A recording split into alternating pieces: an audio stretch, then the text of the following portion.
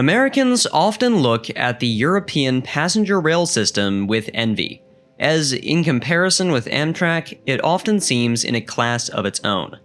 But how did it get so good? With a variety of different systems in different EU member states, spanning from national carriers to private low-cost carriers and luxury carriers, there are hundreds of different possibilities for what train to take.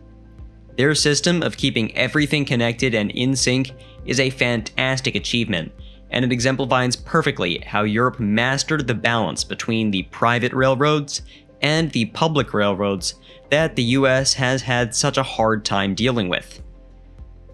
Original railroad development in Europe was very scattered, as railways were developed without a common standard, often only to achieve one specific purpose in a country.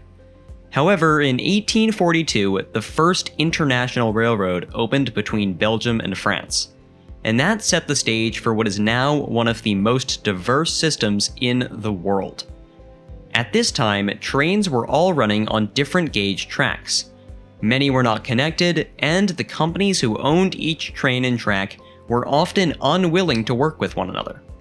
One of the most famous examples of this is the past of the London Underground, where several companies simultaneously developed their own transit networks, often clashing with one another over territory, routes, and stations.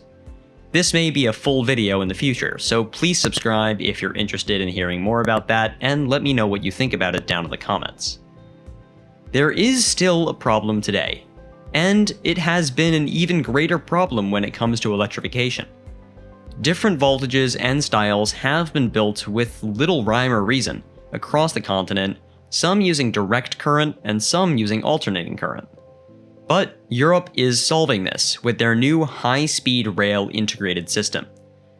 High-speed rail has solved a lot of these problems for Europe, as they have begun to regulate to make sure that they can, in fact, complete their high-speed rail goals.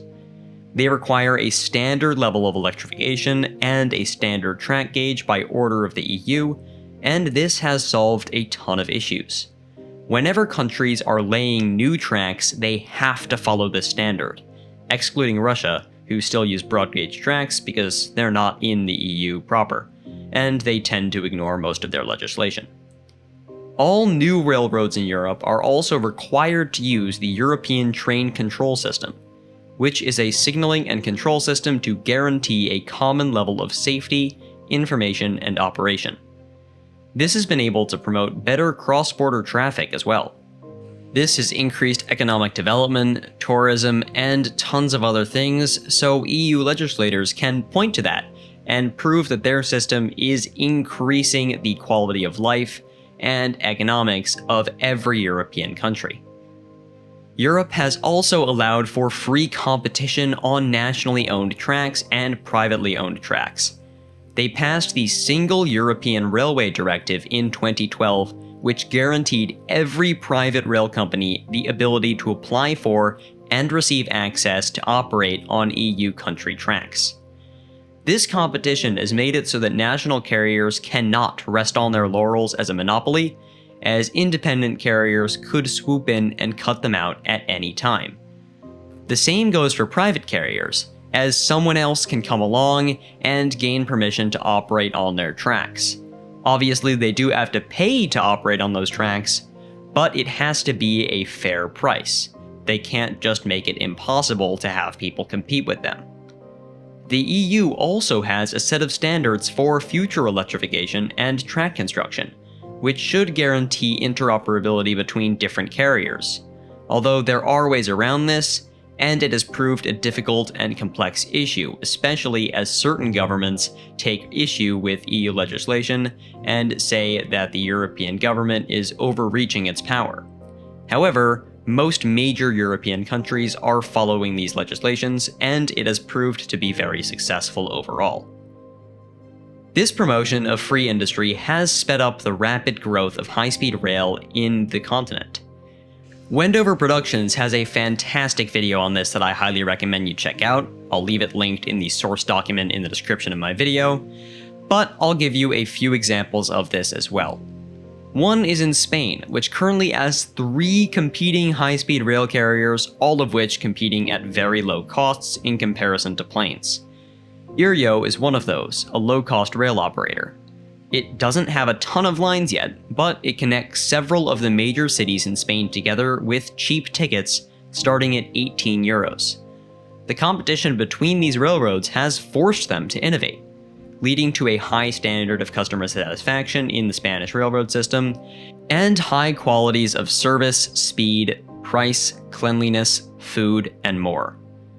Government incentives have also proven a very effective tactic at generating an increased standard of high-speed rail in Europe, with hundreds of billions being handed out to improve service, extend rail lines, purchase trains, and serve other places that do not currently have frequent service.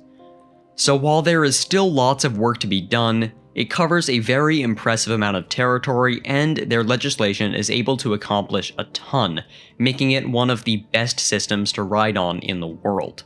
In comparison to the Chinese or Japanese services, it's not very good. But in comparison to Amtrak, it is incredible. That's not to say that European rail operators don't make mistakes. In fact, one very large mistake was when the Spanish rail carrier made a bit of a purchasing error and purchased trains that did not fit in their own tunnels. If you're interested in that video, click on screen right now.